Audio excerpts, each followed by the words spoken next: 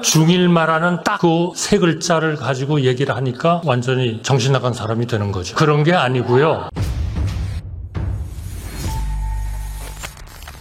대통령께서는 입만 열면 반국가 세력 척결을 강조합니다. 2024년 지금은 반국가 세력 척결을 말할 것이 아니라 국민 통합을 강조해야 할 때입니다. 사실 진짜 반국가 세력은 대한민국 헌법을 부정하는 세력입니다. 헌법은 대한민국 최고의 규범이고 그리고 5천만 국민이 합의한 공통 가치입니다. 인정하시죠? 네, 그렇습니다. 우리 헌법에는 대한민국의 국채, 정체, 국시가 다 들어있습니다. 총리께서는 대한민국의 국채를 무엇이라고 생각합니까? 민주공화국이죠. 말씀하신 대로입니다. 공화정의 핵심은 뭐죠? 그거를 정체로 보느냐, 국채로 보느냐 하는 논쟁은 상당히 있습니다만 핵심이 뭐죠? 저는 기본적으로 모든 국민들이 다 같이 잘 서로를 위하면서 산다. 그런 개념. 국채는 나라의 주인이 왕이면 왕국이고 국민이면 공화국입니다. 공화국의 핵심은 입법, 행정, 사법, 삼권 분립의 조화와 균형입니다. 총리는 자유민주주의를 매우 강조하시는데 자유민주주의의 3대 핵심, 한 3가지 정도 핵심을 얘기해 보십시오. 글쎄요. 역시 법치주의, 삼권 분립, 그리고 모든 권력은 국민으로부터 나오는 그러한 그 국가의 기본적인 그 힘의 원천, 이런 것들이 국민이라는 거. 비슷하긴 합니다만 자유민주주의의 핵심 첫째, 개인의 자유와 권리입니다. 언론 자유가 핵심입니다. 두 번째, 법 앞에 평등입니다. 법치주의. 세 번째, 다수결 민주주의입니다. 이 3가지 모두 위협받고 있습니다. 총리 대통령께서는 뉴라이트가 뭔지 모른다고 말씀했습니다. 총리께서도 가치 없는 얘기다고 일축했습니다. 총리가 보시기에 윤석열 정부 안에 뉴라이트가 있습니까? 없습니까? 글쎄요. 거기에 대한 생각을 있습니까? 없습니까? 생각을 가지고 있는 분들은 있을 수 있겠죠.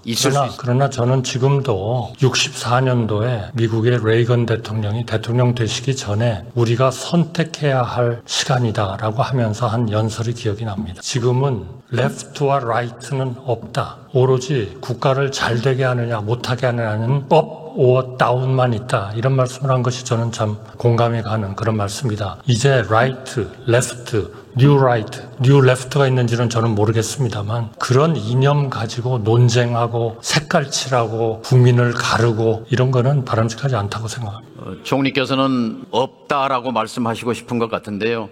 세상 천지가 지금 이 정부가 뉴라이트 천지가 돼가고 있다라고 생각하는데 총리의 답변은 바로 이 정권이 위기인 이유를 말하고 있습니다.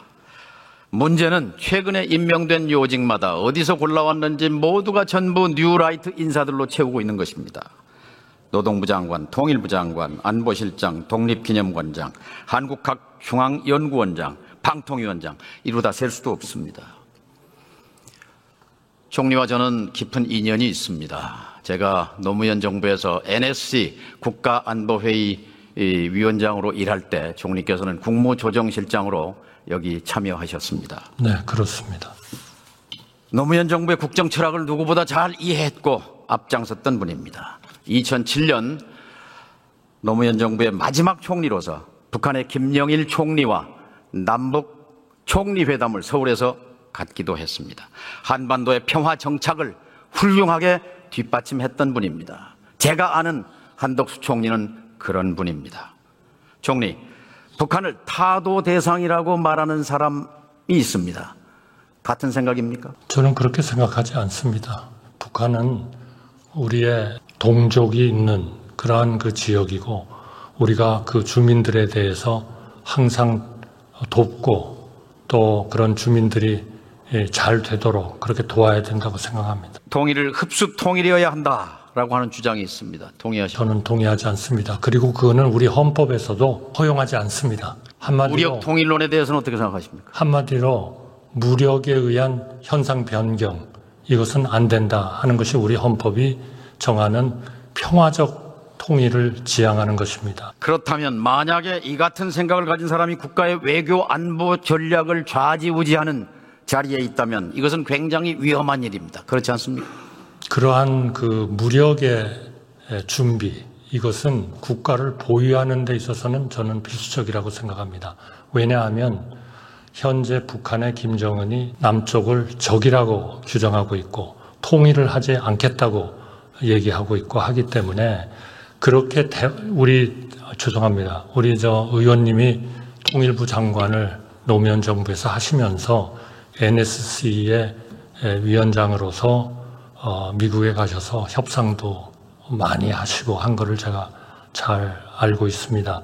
그러나 기본적으로 그러한 북한의 준비 또 우리의 대화에 대해서 응하지 않고 핵 문제에 대해서 전혀 진전이 없고 이런 상황에서는 그러한 일들이 대화에 응할 때까지는 우리가 강력한 자강, 그러한 힘을 우리가 갖추지 않으면 국가를 보유할 수 없다. 저는 그렇게 생각합니다. 좋은 말입니다. 그렇게 근데요. 준비하는 것이 남북 간의 하나의 그런 대결을 오히려 완화시키는 그런 쪽으로 작동할 수도 있다. 그렇게 생각합니다. 이 사람은 지난번 대선을 대한민국 세력과 반국가 세력의 대결이다 이렇게 주장합니다. 동의하십니까? 그렇다고 생각합니다. 왜냐하면 반국가 세력이라는 게 결국 대한민국의 정체성. 그렇다고 생각한다고요? 자유민주주의 이런 거를 부정하는 분들 아니겠습니까?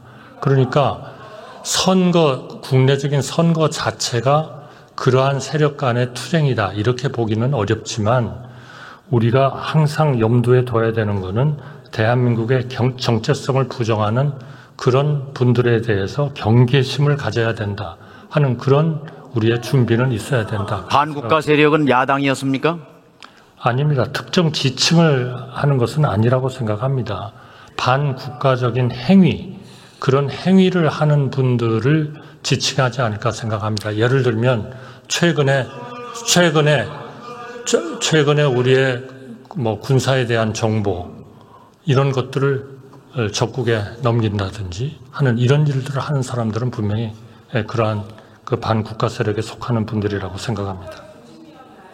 총리, 중일마라고 하는 말을 들어보셨습니까? 네, 들었고요. 그래서 제가 어제 죄송합니다. 한마디로 그 중일마라는 거를 말씀하신 분의 그 말한 전체적인 내용을 저는 처음부터 좀 끝까지 충분히 보고 이분이 어떤 뜻에서 얘기를 하는구나 하는 것을 판단해 주셨으면 좋겠습니다. 중일마라는 딱 그 세 글자를 가지고 얘기를 하니까 완전히 정신 나간 사람이 되는 거죠. 그런 게 아니고요. 그분이 얘기한 거는 일본으로 하여금 강제적으로 하고 싶지 않은데 강제적으로 사과를 하게 하는 것이 큰 의미가 없을 수 있다. 그러니까 미래를 보고 한일 간의 관계를 더 발전을 시켜서 일본이 의원님 잘 아시는 DJ 오부치 같은 그런 기회에 그렇게 사과를 할 수 있게 하는 것이 더 의미가 있는 거 아니냐. 처음부터 끝까지 그분이 한 얘기를 읽어보시면 아마 의원님도 그 이해하실 겁니다. 그렇게 돼 있습니다. 그런데 그거를 딱 중일마 세 글자를 가지고 판단을 하니까 이게 그냥 이상한 해석이 돼버리는 거죠. 저는 그렇게 믿습니다.